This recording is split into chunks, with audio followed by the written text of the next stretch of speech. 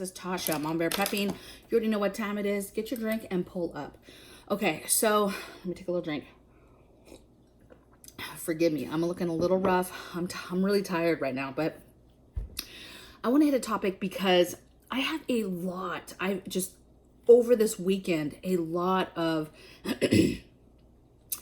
DMs and you know, cries for help basically from new preppers. Okay. I've been adding my stuff to TikTok, you know, to get more, you know, more exposure, right? Get this information out there. And I did a video recently about female prepping. I put that on TikTok and it exploded, you guys, that video. And I just had an outpouring of women, preppers that either were already preppers and they were like, hey, I'm here. What do you need from me? Or they were brand new ladies that wanted more information and were, you know, exploding my DM with, hey, how do I do this? How do I get started? What do I need to do first, right? And so I was getting a few of those emails before and just kind of answering those as I got them. But then I decided, you know what, it's time. I'm just going to throw something together for you guys, okay? So if you are a seasoned prepper, please don't click off of this. I need your help, okay? The whole point that we do this is to get the information out there to folks so that they can start learning how to do this, okay?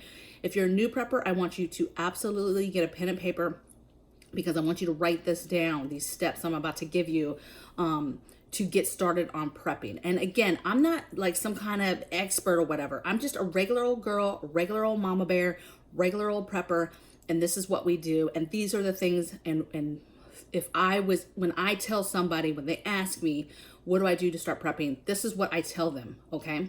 Now, when I get to certain areas too, I'll show you, there's a couple different ways that you can do it, okay? So nobody's wrong because there's all types of videos of people explaining how to do this, okay? So let's just get into it, okay? So how to start prepping, your number one thing, in my opinion, is you need to write down an emergency plan, okay? So you need to get a pen and paper and sit down with your significant other at first. Husband, boyfriend, girlfriend, it doesn't matter. Your roommates, whoever. And just sit down and say, hey, I think I wanted to start prepping and just preparing and getting more stuff. Let's make an emergency plan. Now, when you're talking about emergency plan, what you're doing is you're planning for whatever it is in your area that you need to prepare for in regards to natural disasters. So write down, make an emergency plan, and I want you to be thinking, what is the number one, maybe number two natural disasters that can happen in my area? Is it earthquakes? Is it fires? Is it hurricanes? Is it tornadoes? Is it just heavy storms in the wintertime maybe? Maybe it's just a super hot season. Maybe you're in an area that you know your power gets turned off on a regular basis. Like, what is it that you have to get ready for? This applies to everybody because let's just say you're not in a obvious earthquake, tornado, fire, right? You're not really in any of those known areas. But you probably get a pretty heavy winter that in your mind you prepare for. You guys, that is prepping. That you're thinking, okay, we need our firewood, or we need our this or that, or we're not going to be able to get out. We need the stuff for the car to prep the car for the winter. You're prepping already, okay? So number one, what is the natural disaster that you're preparing for? And you're writing an emergency plan for that, okay? Part of that plan is step two, which is what do you need? What supplies do you need? So you're going to write out what do you not have and what do you need to get through that said emergency. Okay. If it's hurricanes, what do you need? What is all the things that you need for that said emergency? Okay. You know, I need 30 days worth of food and water. I want to make sure I have some sort of generator. I want to make sure I have wood for the windows. You see what I'm saying? You're writing down your supplies list of what you need for that plan, okay? And if you can, when you're done with that emergency list, that list of supplies, you're gonna try to prioritize it in your mind. What's the most important stuff on that list? Just write numbers next to it, what's important, okay? Because you're gonna circle back to that. So number one, emergency plan, okay? And you're making it for what's the natural disaster, what's the number one natural disaster that you prepare for. And then on everything, you're preparing for number two, which is no power. How do you live with no power? Okay. Two things, natural disaster and living with no power. Make an emergency plan. The second step was Write out your supplies list. Now, if you need help with this, there is several websites like FEMA and stuff like that, but there's other channels that have actual, hey, these are all the things that you need to survive or for an emergency plan or kit, okay? You can go to those websites, but just don't what would I say? Don't count it as an inclusive list, okay? You're gonna be soaking up information from everybody and possibly adding to this list, but some of those places will give you an idea. I did a video on FEMA's list a while ago, a couple weeks ago. I'll link that in the description box below so that you guys can take a look at that. It goes over FEMA's list, but it goes over my thoughts on making it more robust, okay? Because it's very weak if you ask my humble opinion, okay? All right, now number 3 step. This is where it gets into it, you guys, and you're going to start prepping your number 1 prep. What do you think your number 1 prep is? Water and food, okay? Now, this is where people start feeling very overwhelmed. The reason why we tell you to write the plan is because it gets your mind thinking of the things and the areas that you're going to need to prepare for. Now, tackling your number 1 because you're overwhelmed. Oh, I need this, I need this, I need this. Oh, I don't have money for this, right? You're tackling your water and your food. And this is where I want you to start. I want you to, in regards to water, I want you to get 1 water container, okay? I want you to find a location and purchase a container. Go to Walmart, go to the tractor trailer supply company store, go to any of the outdoorsy type stores, Cabela's, any of those places. Get you a water container, okay? No matter where you live, get you a 5-gallon water container. This is if you live in an apartment. If you live in like a New York City apartment, get you a 3.5 gallon container, okay? You can't get them on Amazon. You just type in water container. You can even say 5-gallon water container, okay? They're gonna pop up. Most of them are blue, okay? But there's some other colors, and you're gonna buy that. And you're gonna buy the treatment. You're just, a lot of them, if you buy them on Amazon, if you say 5-gallon water container with treatment, then you'll get it as a kit, okay? Now, a lot of people are like, no, they need way more water. Yes, you absolutely are gonna need more water. But I wanna get you in the mindset of purchasing a water container and what that feels like to purchase that 1 container, to fill it, to put the water treatment in, and to put it in a corner. And to feel how easy it was and what that means when I say putting water, away in a container. And then your next payday, maybe next week, whatever, you're going to do it again. And you're just going to keep doing that. And if you get to the point where you have some money, you can buy those in bulk, okay? You can buy a set of 6 of those for $120 and get all 6 and do that and put them in the corner. But you're going to continue to do that. But I want you to start. If you've never done a water container, I want you to start with a 1 container, a 1 5-gallon container. Fill it with water, treat it with water treatment, and put it in a corner, okay? If you get these, they have the blue stackables. So you can say 5-gallon stackable containers, okay?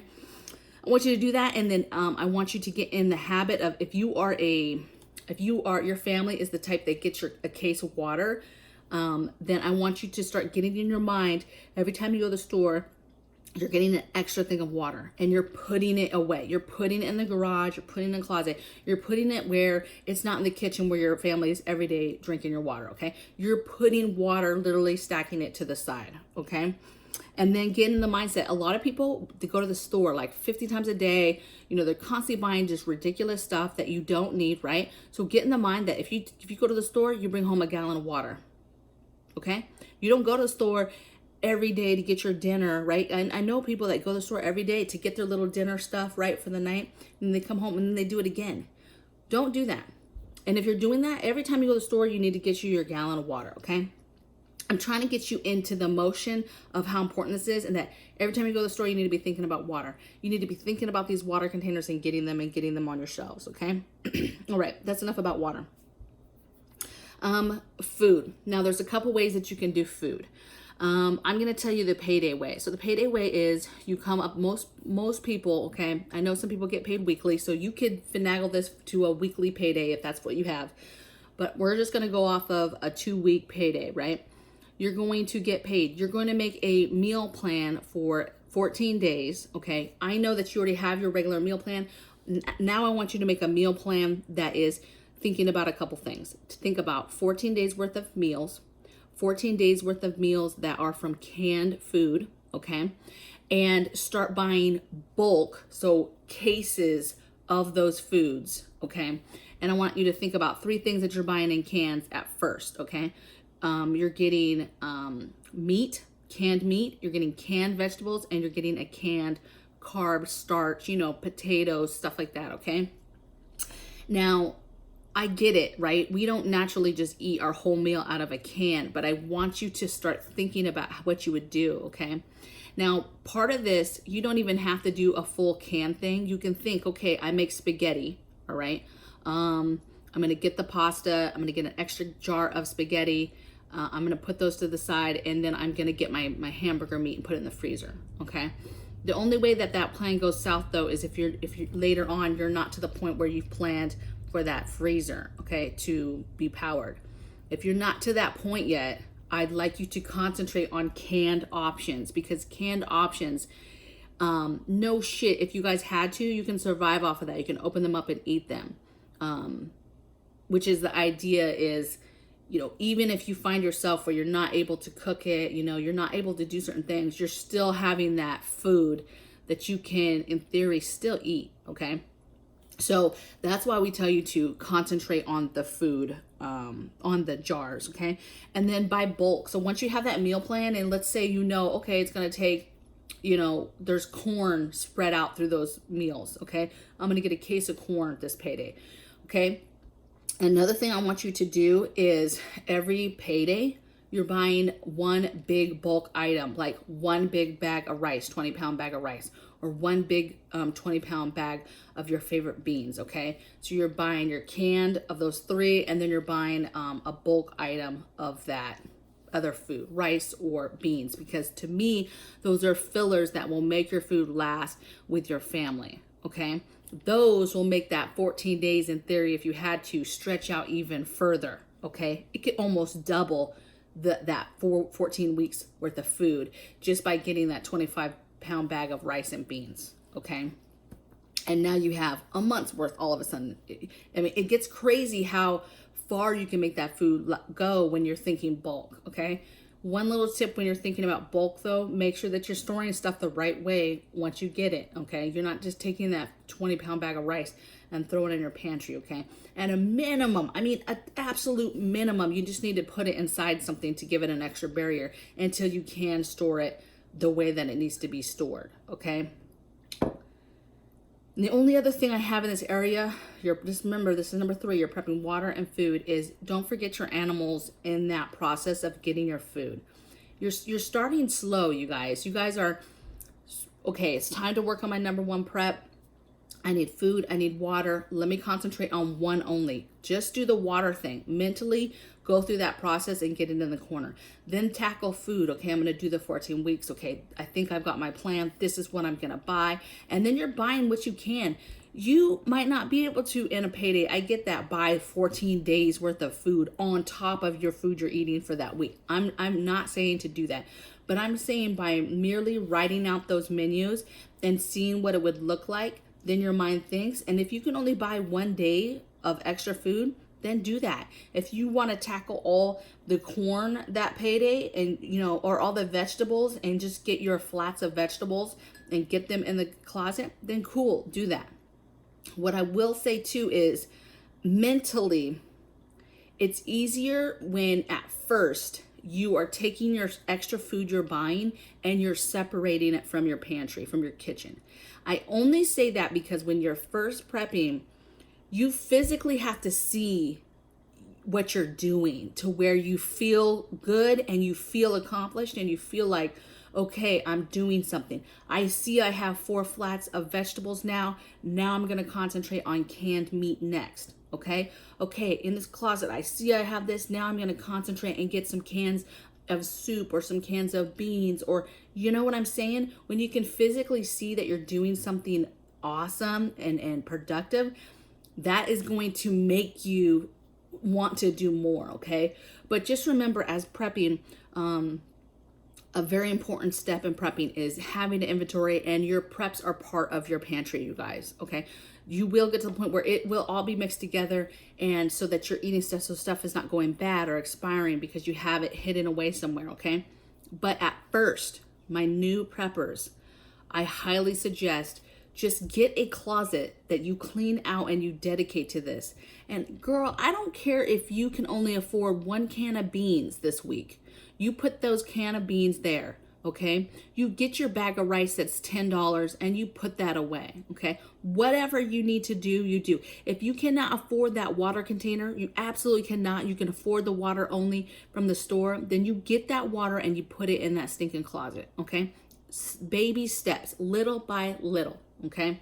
Because when you start to see that, like if you open that and you just see them extra 5 cans of pork and beans up there, that's five meals, okay? Like you got to think, this is your family, and even if your family's not on board, you can do this, okay? You can put stuff away into the side. Get you a tote. If you don't want it to be so obvious, get you a tote. Put them cans of beans as you get them, put them in that tote and put it up in that closet, okay?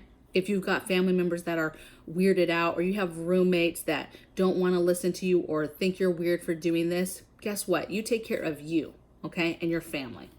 All right, so that's enough about food.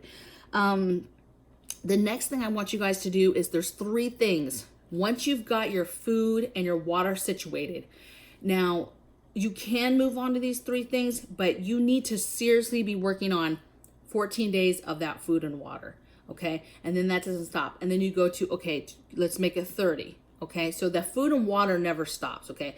But once you got a couple weeks worth to the side that's extra, then you're gonna, these 3 things are priorities. Your medical supplies and the meds. Now, if you have some sort of small medical kit in your house now, that's fine, okay? You've got something, but trust and believe now you need to be thinking about a tackle box or some kind of container that you can put it in, so that you can add extra Band-Aids. You can add a tourniquet. You can add some extra nicer supplies, okay? So a medical supply bag and your extra meds. So go get your bottle of Tylenol. Go get your bottle of Pepto. All the extra medical stuff that you need for you and your family. Start getting you, if you don't have it, get your 1 bottle in the house of everything, right? Your 1 of everything in the house. And again, as you move forward, once a month, maybe you add a bottle of something, okay? So med kit and meds, 1 backup of all hygiene, okay? So a backup of shampoo, a backup of your deodorant, a backup of your whatever powders, a backup of tampons and pads, a backup of toilet paper, a backup of body wash. Get your hygiene stuff, get your 1 bottle backup for everything. Just work on that, okay? And then the 3rd thing is your receivable shortwave radio. You need a receivable radio to be able, at a minimum, get some emergency information, from your community when a crisis happens. You have to know what's going on out there, and on a minimum, you have to be able to receive it and hear it. Not necessarily be able to get some fancy ham radio and talk, but you have to be able to hear what is going on out there. Because if there is no power, more than likely, no internet and stuff, you're not going to be able to just pick up your phone and get information, okay? Now, once you've kind of started this is, again, another point where new preppers start getting overwhelmed. Trust me, the water and food thing is going to have you busy for a while, and it's going to be stressful, but then there's still a ton of stuff. So you remember that list of prepping supplies that you needed for your said scenario, right? For no power and whatever natural disaster. And you prioritized it. So now what you're going to do is, after you have your, at least 2 weeks of food and water, you've got your radio, you've got some meds, you kind of feel good about your backup hygiene, then you're going to talk about what is the priority for you and your family for said disaster. What is important to you? Is it important that you have a solar generator to run your freezer? Maybe that's priority. Maybe the priority is a Berkey, a way to filter water, like I have right there. Maybe your priority is, how are we going to cook all this food in the cans? That's my number 1 thing. I want to know how we're going to cook the food without no power. defense tools, lanterns, emergency toilets, extra hygiene, emergency laundry. Like that priority list that you did earlier is going to tell you what's important. Okay. If the power went out today, what is your number one concern? Is it the food in your freezer? Is it how are you going to cook for your family? Maybe you prioritize it by money, right? You're going to knock out the cheapest stuff first, and then you're going to move up to the more expensive stuff. Or maybe water. You want a good way to filter water, and you want to invest in that first. Maybe you live somewhere very, very cold, and keeping your family warm has to be one of your first priorities. So you want to concentrate on your heater options, your what is it? Mr. Buddy heater, right? That runs off of propane. You know, maybe that's more important than having alternate cooking or the solar generator. You know, maybe you don't even have a lot of food in there, but let me tell you, the more you prep, the more food you're going to have in your freezer and fridge and your deep freezer if you have one, okay? So you're going to then at this point start working on those priorities. And you're going to keep yourself educated, meaning you're going to continue to watch channels like this. You're going to continue to watch these channels that go over all these different things. Put in the search when you're looking for something, like say you're interested in a solar generator or you're interested in bricking. Put in the YouTube search the reviews for that and see videos. Or put in, hey, figuring out what to do as a new prepper. You have a question, just put it in the YouTube. I promise you there's somebody that's done a video on it, okay? Explaining how to do something or what's important or whatever the case may be, okay? So I hope this helps you on just kind of where to get started, okay?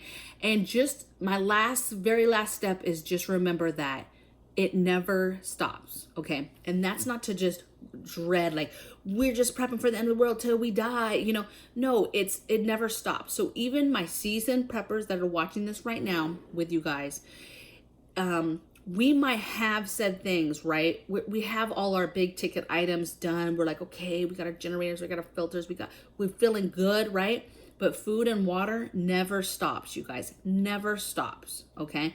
And you need to constantly be thinking about that. To me, food never stops. And I'm a seasoned prepper, so just don't take this as gospel, but food never stops, water. To this day, you guys, I still buy water containers and fill them up and figure out where I can put them, okay? When I feel like, oh, I don't really have a lot of space here, I start thinking about the other house and other locations where you should have preps. Hey, maybe your grandma's, invest in some water containers to be sent to her house and get them filled up and get them in her closet, okay? Like it never ever stops, okay? Another thing for us that never stops is defense tools and thinking about defense and being able to protect ourselves. That never stops, okay? Long-term filtering systems, that never stops, right? So we constantly are evolving, and you will too, and I know that it's going to be overwhelming, but you can do this. You can do this. You just take a breath, you write it down, you write down your plan, you write down your supplies list, you prioritize that.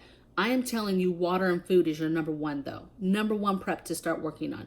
I don't care about get some fancy stuff and gear and stuff. You need food and water in your home first. And then get your meds, get your radio, get those things, and then work on your list of priorities for you and your family, what is most important. And then go from there, okay? And I have several videos on some of these other things, these other priorities. So just take a look, browse around, watch other channels. For all my seasoned preppers and preppers out there, please in the comments below, let these folks know, hey, what are you doing? How did you start? Any tips that helps you getting started with the food and the water? You know, again, don't overwhelm them with, hey, get a generator, get this, get this. They're going to get that when they make their priority list.